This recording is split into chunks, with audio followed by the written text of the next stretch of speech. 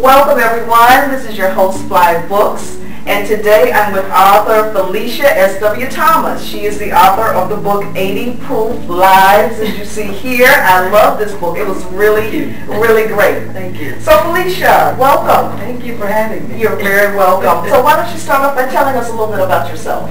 Well, I am Felicia Thomas. I was born and raised in Quincy, Florida. I currently live in Quincy, Florida with my husband and 3 children.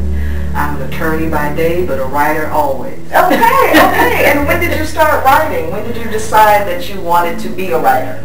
When I was probably 5 or 6 years old, the moment I learned how to read and how to hold a pencil, I wanted to be a writer. Wow. So were there particular authors or books that inspired you when you were growing up? I loved all the Nancy Drew mysteries, Hardy Boys. I was a mystery fanatic, and then I fell in love with Agatha Christie. Wow. And then there were mystery. I noticed that in the book. I did. Yes, and of course I discovered the black authors, Toni Morrison and Terry McMillan, and they all shaped me to become the person I am today. Did you use some of your experiences to create the character of Flye? I did. I took some episodes from my life and sprinkled them generously throughout the book. There are bits of me in every character in the book. I was going to ask you, like, which character do you relate to the most when you were sitting down and writing? Naturally, everybody thinks Flye is me, but she's not me, but she's most like me. Really? Yes. Really? Is she the one that you most relate to, though? Yes, I was the reader. I was the one who read to escape and to, you know, insulate myself from things that were going on around me. So yes, that's where I got the idea that, somebody like me who found solace in books. Exactly. Rather than going outside and doing things that were destructive not only to myself but to others. Exactly. Exactly. So in writing 80 Proof Lives, what was the hardest part about writing this book? The hardest part was waiting so long to actually put it on paper. I actually wrote the story in about 6 months, but I had the idea for the story since I was probably in middle school, high school. It was. It started off as a short story. I met this lady who was very similar to Miss Lipstick. I met somebody like her. Really? And I was going to ask you, did you know Miss Lipstick? Growing up, but I only met her once or twice, and she was always kind to me, and I held on to that for so long. And I said, one day I've got to put this down on paper. Somebody like her. Helping out somebody, she has no reason to reach out and help me, but just the kind words was all I needed. And it was just rolling around in my head all those years, and I took a creative writing course in Charlotte. I see. And the short story I wrote was about, it was the precursor to 80 Proof Lives, and my classmates loved it so much they encouraged me to turn it into a novel. And the following year, that's what I did. The circumstances kind of pushed me into getting it written, but once I started writing, it only took about 6 months. Wow. So do you ever regret not writing it sooner? I do. I really do, because anybody that knows me knows I've always wanted to be a writer, an author, published author. And for so long, I just had these obstacles. A lot of them I put in my own way. Others, are beyond my control. But I do wish I had gotten something done a lot sooner. But I'd like to say this is my season, because things started falling into place. This book came like no other book has. I started many other novels, and I could never finish them.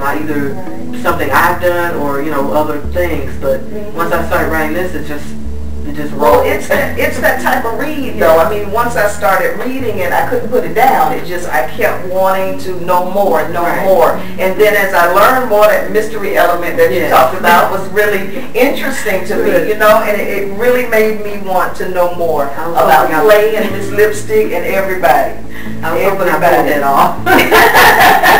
Well, you did. What did you learn? What did you learn from writing this book? I learned that I could actually get a book written. That was a great lesson. I was plagued with so much self-doubt as a child, even as an adult, and I never thought I was good enough to be on the bookshelves next to a Toni Morrison or Terry McMillan. And the fact that I did get it done was validation for me, and then that people like it is, you know, it's the best feeling in the world. It's a lifelong dream, and to actually have it in my hands, like, you know, tangible proof that, you know, your dreams can come true. Was it scary for you to put it out there to let other people read, and how did you get over that fear? It was very, you know, it's like handing your baby over to somebody. If your baby's sick, you have to give it over to the doctors to make your baby better. So, and sometimes they have to stick a needle in your child. Make a child. Yes, you do. It's all part of making it better. Right. I'd like to say that I was bleeding ink because you know, people who read it, and you like to think that, oh, this is the best thing ever, it's perfect the way it is. But then you feel that little stab, it says, no, that's not working. What do you mean? I say, you know, you want to say, well, what do you mean it's not working? You know, So it was scary that way. And then I was a little afraid that once I put it out there, people would say, this is garbage. Wow. And, you know, I was afraid, and I think that's what held me back for so long, that, you know, when I finally got it done, nobody would like it. I said, well, this is my dream. This is what I've been wanting all these years, and then I find out no good. You know, it was that devastating. It did not happen. Some of the schools have actually added it to their reading list. Yes. I'm so blessed to have that happen now. Currently, it's on the reading list for Crossroads Academy Charter School in Quincy, Florida. I had a teacher at Leon High School teach it as a classroom assignment. And I've been to several schools where media specialists and educators have really, I mean, it really blew my head up with the compliments. You know, I was like, wow, this is, I was not expecting that. But it's well deserved. Thank you. I mean, but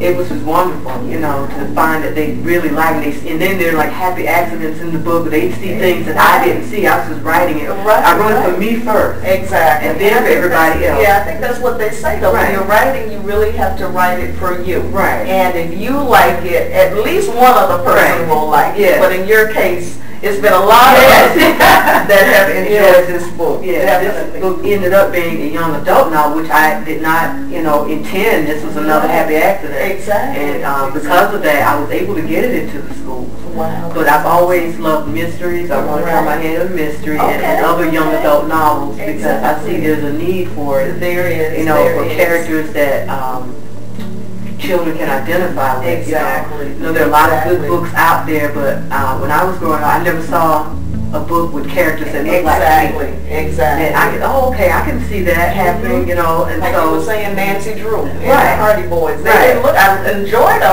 but they didn't look like me. And so I think that's very important, you know, with the children today. And I think reading is just so important because it's the basis of everything. You know, if you cannot read, you cannot make it in this world. You just cannot do it. You cannot do it.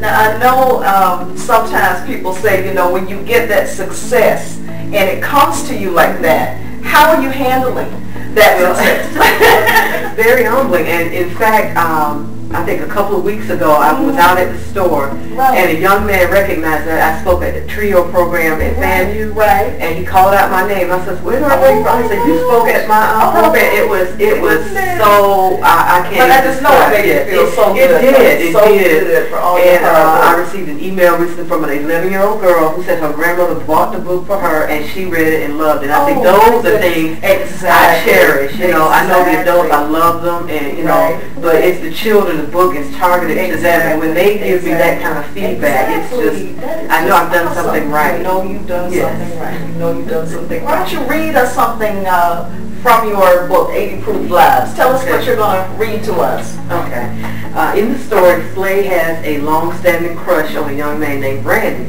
and because she's so shy and introverted, and he's so popular, they never run around in the same circle. So she has an encounter with him at this lipstick's house, and it makes her think about a previous encounter with him at a gym, a dance at the gym, and this is what she's thinking. It says, I ran to the dollar store to buy some costume jewelry and the cheapest perm I could find. Some no-name brand that promised to make me look like a Nubian goddess. My goals were not so lofty. I scanned the directions and then tossed them aside. I said a little prayer and went for it. When it felt like a colony of ants was marching across my scalp, it was time to wash out the chemicals. An hour later, my hair still clung to my head and not too much was at my feet. I blow-dried it, curled it, and gave it the fair flip, which was still popular with black girls. I put on the rest of my ensemble, the dress, the jelly, some fake diamond earrings, and scrutinized myself. My mirror said I looked good. Mama said I didn't. I want to believe my mirror. Anyway, the lights would be low in the gym. I could have spotted Randy in a crowd of a million. He wasn't even dressed properly, as if he had decided to come at the last minute. He was wearing a black t-shirt with "Up Yours" written on the back, torn blue jeans, and dirty sneakers. He was exquisite. I took my place on the wall with the other flat-chested, unpopular girls. One other short black girl, two dolly-looking white girls with long, stringy brown hair, and a new Asian girl, a cultural palette of losers. Randy tossed a smile at some girl over in my vicinity, but I caught it and treasured it. My heart just melted into my toes. I didn't have the pleasure of dancing with him, but it seemed like every other girl did. I wished I were all of them. The DJ put on the Bee Gees' "More Than a Woman," followed by the Spinners' "Could It Be I'm Falling in Love." He was playing the soundtrack to my heart. I loved those songs. I drifted off to a warm and exotic island where Randy and I relaxed on a sandy white beach, holding hands. "Hey girl, you gonna dance with me, know what I'm saying?" Randy demanded of Belinda, the most popular girl in the school. "You wanna dance with me, it's gonna cost you," she retorted with much attitude. "I ain't gonna pay you for no dance, know what I'm saying? Stop playing, girl, come here." Those were the words I'd longed to hear from him. He would say it and I would come. If he were talking to me, I'd have floated across the room. "See ya," Belinda said and started to walk away. He looked after her, obviously liking what he saw. She wore a short red come-get-me type dress that looked like she sprayed it on. Her hair was upswept in a grown-up do, something that had seen a professional's attention. I absent-mindedly touched my scalp. It was beginning to scab over where I ducked the perm in too long. "Please don't dance with her," my heart pleaded. Why do you like that particular passage? Because it says so much about her, about Randy. It says a lot in just a few words, a few paragraphs. Exactly. And you can kind of see what's going on. You can, and that's what I like about your writing, because it's very descriptive. Anything you want to say to us? Well, to the audience. To the audience, I'd really like them to support me by buying the book. It's available on my website at www.FeliciaSWThomas.com. It's available on ebook, it's available on Nook and Kindle, and you can also get it from Amazon.com. However, you will get an autographed copy if you order it through me. All right, now let's go to the website, right, and order it. Definitely. Yes, order through me, but also write a review for me on Amazon.com. I very much appreciate it. So, Felicia, it was a pleasure to have you here today to sit down and talk with you about 80 Proof Lives, and I wish you much success. I mean, you're already experiencing great success, and you can only go higher from this point. So thank you so much for coming by. All right. Right.